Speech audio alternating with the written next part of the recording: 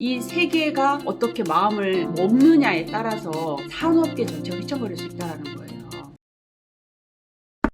안녕하세요 여러분. 지난주에는 영상을 하나도 못 올려서 정말 죄송합니다. 저희가 스타트업이잖아요. 아직 비즈니스 모델을 지금 개발하고 있는 중인데 용역을 또 해야 되다 보니 용역의 중간 보고 결과가 지난주여가지고 정말 눈코 뜰 새 없이 바빠서 영상을 찍을 시간이 없었습니다. 양해 부탁드리고요. 임팩트홈 많이 응원해주세요. 스타트업 힘듭니다. 이번 주는 광물에 대한 이야기를 해보려고 합니다. 사실 제가 외신을 계속 보면서 이 광물에 대한 이슈가 계속 나오는 것이 너무나 신기하고 이건 기사로 써야지 이건 기사로 써야지 하는 것들이 참 많았는데 이거를 뭔가 조합을 하지 못해가지고 마음이 안타까웠었는데 최근에 IEA죠. 국제에너지기구에서 완전한 거의 230페이지가 넘는 통합 보고서를 냈어요. 제목이 청정에너지 전환에서 광물의 중요한 역할이라는 아주 중요한 보고서입니다. 시간 나시면 정말 읽어보시면 좋을 것 같고요. 저는 서머리를 해드릴게요. 뭐냐면 지금 전 세계가 탄소 중립으로 가고 있는 상황에서 광물 때문에 이 광물 이슈로 인해서 이 넷제로 탄소 중립이 늦춰지거나 차질이 벌어질 수 있다라는 것이 핵심 내용입니다. 뭐냐면 지금 모든 국가와 기업들이 탄소 중립을 하기 위해서 광물 수요가 2040년까지 6배 가량 늘어날 거라고 예측을 했어요. 생각해보세요. 전기차 배터리도 니켈 광물에서 다 나와야 되잖아요. 그리고 풍력 발전기용 터빈이라든지 그리고 전력 그리드죠. 재생에너지 같은 경우는 분산형이잖아요. 그래서 서로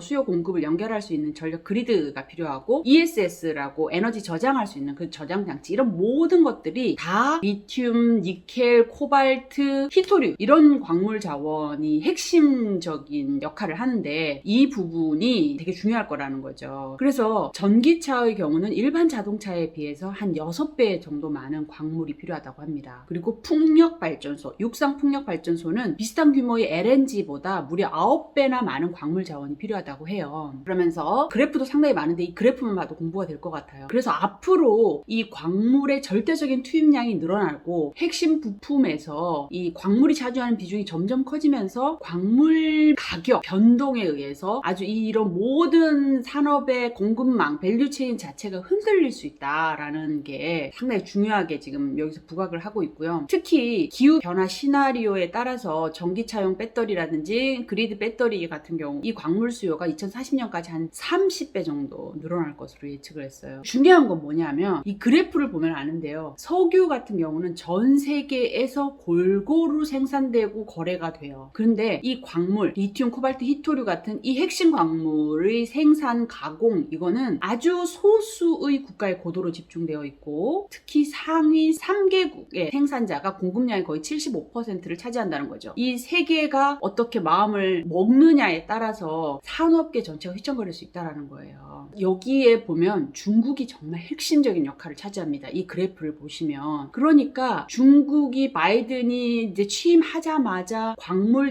자원에 대해서 계속 신경을 쓰고 있잖아요. 그러니까 미국과 중국이 지금 아주 분쟁을 벌이는 그 밑에 핵심 안에는 광물도 상당히 큰 비중을 차지하고 있는 것 같습니다. 2030년까지 지금 기존에 있는 광산과 앞으로 생산될 계획 광산의 공급량이 그러면 이 수요를 말하자면 채워줄 수 있느냐? 이 보고서에 따르면 리튬, 코발트 수요의 절반밖에 채워줄 수 없대요. 그리고 구리 수요 같은 경우는 한 80%까지 밖에 채울 수가 없답니다. 그러니까 최근에 구리 가격이 엄청 높아지고 있잖아요. 그래서 이것 때문에 청정 에너지 기술로의 전환이 더뎌질 수 있고 더 비싼 가격이 될 수 있다라고 여기 연구에서는 내다봤어요. 그래서 이걸 어떻게 해야 되느냐? 뭐 여러 가지 방법을 얘기를 합니다. 정기적으로 뭐 시장 테스트를 하고 뭐 스트레스 테스트라고 해서 위기에 대응할 수 있는 뭐 이런 테스트도 하고 단기적으로 공급 차질이 벌어질 수 있을 거에 대비해서 주요 광물 같은 경우는 뭐 자발적인 전략 비축물 이런 형태를 갖춰라. 거의 광물을 무기화시켜라 이런 형태인 거죠. 그러면서 광물 채굴에 대해서 환경 사회 영향 평가를 해라. 왜냐하면 이게 제대로 되지 않기 때문에 지금 여러 가지 유독성 폐기물이라든지 아동노동 유적지가 유실된다든지 수질 오염이 된다든지 피해가 지금 드러나지 않은 피해도 엄청나게 많거든요. 자, 그래서 앞으로의 경우는 이번 보고서가 나온 시기가요. 언제냐면 세계 최대의 전기차 배터리 부품을 생산하는 곳이 인도네시아예요. 니켈 생산국이 인도네시아거든요. 근데 이 인도네시아가 이 폐기물을 심해 처리하는 거에 대해서 더 이상 허가하지 않겠다라는 것을 이제 발표하고 난 이후라고 얘기를 하는 거예요. 그러니까 인도네시아는 작년에요. 니켈 추출하면서부터 이 배터리 가공하는 이 전반적인 밸류체인을 자기들이 구축을 하기 위해서 니켈 수출을 금지를 했어요. 그러면서 니켈 가격 변동이 엄청 심했었는데 올 2월에 나온 로이터 기사에 따르면은 이 부분에 대해서 심해에 이 쓰레기를 버렸는데 이거에 대해서 아예 이제 중단을 했고, 중국이 니켈 투자가 엄청나게 많고 최근에 이제 벌어진 사례는 뭐냐면 파푸아뉴기니가 니켈 공장이 라무니코라는 엄청나게 큰 공장이 있는데 여기가 2012년부터 거의 수백만 톤의 광산 폐기물을 광산에서 광석을 채취하고 나서 이게 니켈만 뽑아가지고 나머지를 그냥 다 해역에 버려버리는 거죠. 이렇게 버려가지고 지금 이 부분에 대한 엄청난 환경 영향 평가라든지 그거에 대한 조사가 들어가 있고 그 보고서도 나와 있어요. 그래서 보고서 나와 있고 지금 10억 달러 규모 한 1조 2천억 원 정도의 어마어마한 환경 소송을 지금 앞두고 있는 상황이거든요. 그래서 이 광물에 대해서 배터리가 이제 계속 유럽에서도 그렇고 광물 이슈가 심각하니까 계속 배터리를 재활용하는 기술들을 이제 많이 하도록 푸시도 하고 기업들도 배터리 재활용 기술에 대해서 이제 계속 신경을 쓰고 하는 것들이 이제 나타나는 하나의 현상으로 볼 수 있는데요. 그래서 앞으로 이 광물에 대한 이슈는 점점 더 중요해지고 상당히 심각해질 것 같습니다. 기회가 되는 대로 팔로우 해드리겠습니다. 오늘 여기까지 하겠습니다. 감사합니다.